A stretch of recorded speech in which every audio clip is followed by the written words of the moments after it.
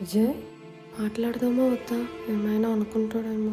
నిఖిత బాగున్నావా? బాగున్నా విజయ్, నువ్వు బాగున్నావా? బాగున్నాను. మీ వీడియోస్ చాలా బాగున్నాయి, నీ యాక్టింగ్ కూడా చాలా బాగుంది. Thank you. విజయ్ మనం మళ్ళీ అప్పట్లో ఉండలేమా?